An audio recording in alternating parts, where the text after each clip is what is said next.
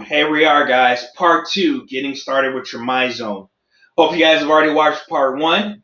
We're going to talk about some more details in terms of how to utilize MyZone inside and outside of your workouts. One of the things I didn't mention last time was the MZ3. One of the great things about it is it allows you to track your workouts outside of the facility and away from your lovely phone, whether you have an iPhone or an Android. So you can go out, go for a run, go for a swim, and then come back, open up your MyZone app, and it will upload that data, which is great because you don't have to always have your phone next to you when you're working out. So let's talk about how do we know if we are progressing during our workouts over time. What are the things that we can look at to see, okay, am I getting better? Am I progressing? What are the metrics that I can use to look at? So one of them we talk about is recovery heart rate. So utilizing the time after the workout when we do our deep breathing, stretching, etc. Look how long it takes from you from the time that the workout is finished to about a minute afterwards. What is that difference in terms of heart rate? So am I going from 160 down to, week one down to 140 in that 1 minute? All right. And then month two later, now I'm going from 160 down to 130. So I've gone from 20 beats down to 30 beats over the course of that minute in terms of my recovery heart rate. And that's a key indicator to see that our heart is getting stronger and we're getting better or progressing as in terms of our fitness levels. So that's something to look at, recovery heart rate. So using that time after the workout, looking at that recovery heart rate and seeing that progressing as well. And then it should continue to progress up to a point where there's diminishing returns where the progression will definitely slow down.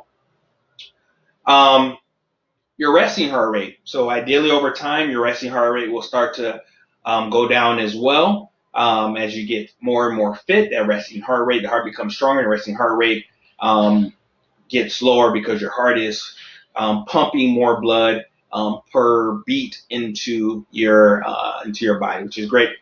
And then week by week progression. So especially during a phase, you can look week by week. I was working at this intensity level, and then it took this to get to this heart rate at this station. Now next week, and then week 3, I see I'm up in weight, but my heart rate is either staying the same, or I'm staying the same weight or same intensity, so to speak, but the heart rate is not as high. So a good way to progress or look at where you're at on a week by week basis. So things to look at for workout. So things you want to look for our strength workouts, things are more core based. You will tend to find that you'll tend to be more mainly green, blue zones, unless there is an intense cardio aspect built into it somehow, and or we're using, like, for example, if I'm doing something that's really full body and it requires a lot of muscles to use, so maybe I'm doing a dumbbell squat to a curl the press. I'm using all my muscles in there. I'm doing kettlebell swings, right? And then I may tend to get up into those yellow and red zones. But if we're going like from heavy lift to heavy lift, we may find ourselves more into the yellow and red zones. But most of the time, you'll probably find yourself in those blue and green zones during your strength-based workouts. Now, when it comes to our cardio core workouts, that's when we'll find ourselves more in green, yellow, sometimes peeking into that red zone. All right, so make sure you are understanding the difference between the two, and understanding, like, if I'm doing cardio, that's when I do want to kind of get up into the yellow, peek up into the red. And then if there's time for recovery, whether it's a core exercise or something that's built to kind of allow you to recover, or spending that time in between station to station, ideally you want to see that start to dip down, and then you can bring it back up. So distinguishing the difference between the two is going to be very important. So if you find yourself in a strength-based day and we don't have those heavy lifts, or there's highly ballistic lifts or a lot of jumping, etc., and you find yourself where you're always in the red, it means something may be a little bit off. All right. And this thing is not about killing yourself. It's not always, like I said, to get into those higher zones. It's about working effectively, efficiently, and smart. All right. So there's times where you want to push hard. There's also times you want to sort of let off the gas a little bit. So keeping that in mind and also understanding how the workout, what is the intent of the workout, and where we should be in relationship to that. Another thing I want to focus on MEPs instead of calories and etc. Another thing I want to talk about is staying focused on your current workout. So what I mean by that is, you don't want to be screen watching. Do what you do, come back, review the data later, and then you can go from there. Occasionally peek up to see where you're at. But if you're screen watching, then you can't give your best effort to the workout itself. All right? And don't compare yourself to the next person. Everyone's different. We're all built differently. How we respond is going to be differently. So if you have questions, talk with your coach, and they can help guide you in terms of any questions that you have. So some limitations that the system has. So calories. So one of the things that people will start to look at is how many calories am I burning? I only burn this much, and so-and-so burned this much, all right? So a lot of things go into that calorie estimation, and I'm going to key on that. It's an estimation, all right? It's not going to tell you exactly how many calories you burn, right? So it's important to know that because there's a lot that goes in there, like how much muscle you have. So like, for example, if I take myself, 5'9", about 200 pounds, and someone else that's 5'9", 200 pounds, and has more muscle than me, right? And someone that has quite a bit less muscle than me, we're going to all probably show up on the heart rate monitor about the same, all right, if we're working at the same effort in terms of how many calories we burn. But the person that has more muscle than me will in actuality, burn more calories than I do, and the person that has less will burn less calories, all right? Something that the MyZone cannot take into account, all right, or can't account for, I should say. So it's important to keep that in mind that the calorie is just an estimation, all right? And in my opinion, it's the least important numbers of all the ones within that MyZone towel or MyZone data that you get back. So keep that in mind.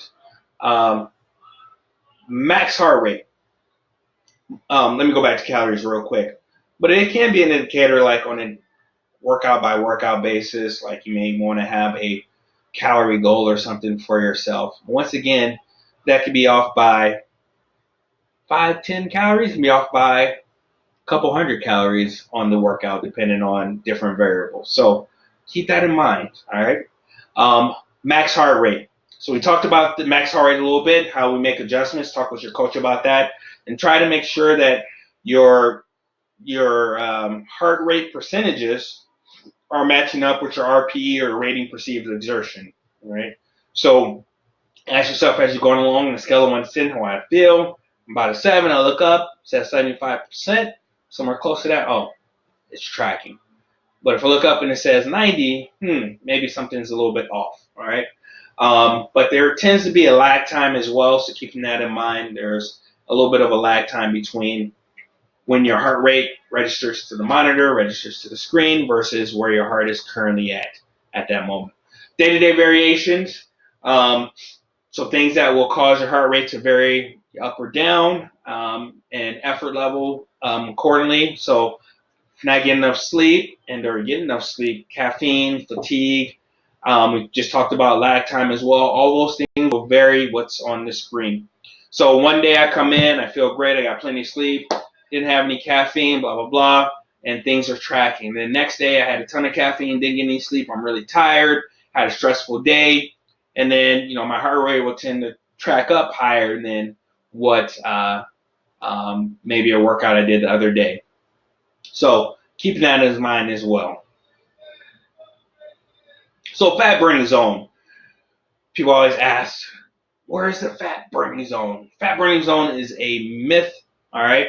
So yes, it is true that in the lower effort zones, you do burn a higher percentage of fat from calories. But, if that was the best thing for us to do, we might as well spend most of our time sitting on the couch, because that's when we're in that really rest state. The percentage of calories we burn for fat is the highest, but obviously the amount of calories that we burn during that are going to be minimal. So comparison here, let's say we're doing cardio, steady state cardio, nice little jog or something, moderate intensity, moderate low intensity, we go for 45 minutes, versus like a HIIT training session, some kettlebell swings, blah, blah, blah, some sprints in there. So calories burned during the higher intensity interval-based training will be more overall, all right, but percentage from fat will be lower. And you can see here, percentage of fat over here, 50%, this is 35%.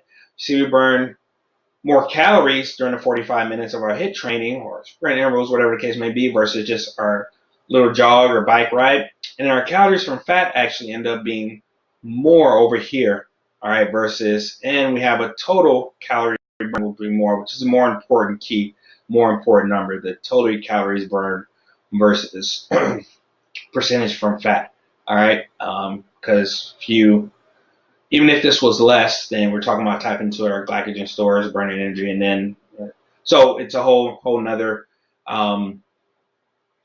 piece. So most important piece is going to be the calories, overall calories burned, all right? So hopefully that makes a little sense for you. And then I'm going to talk about, really quick, about parasympathetic versus sympathetic nervous system, all right?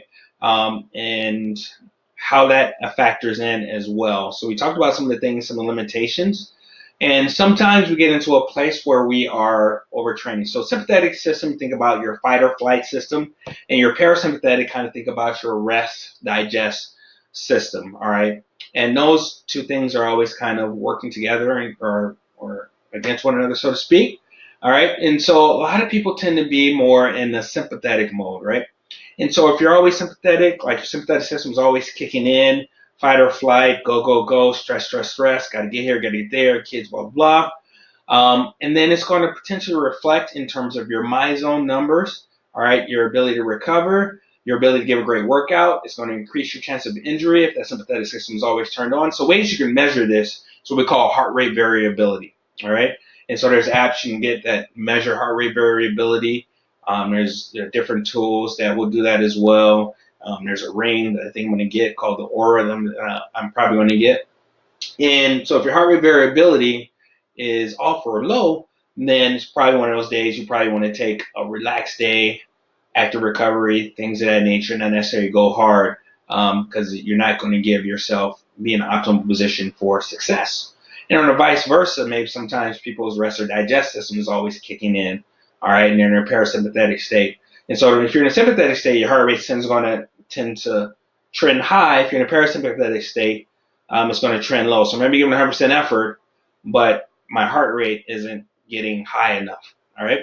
So some things you can do to help with that. So you find yourself you're always in a sympathetic state, do things like active recoveries. It means like something lower intensity, going for a walk, swim, things of that nature, low intensity, and do that for 30, 45 minutes to an hour.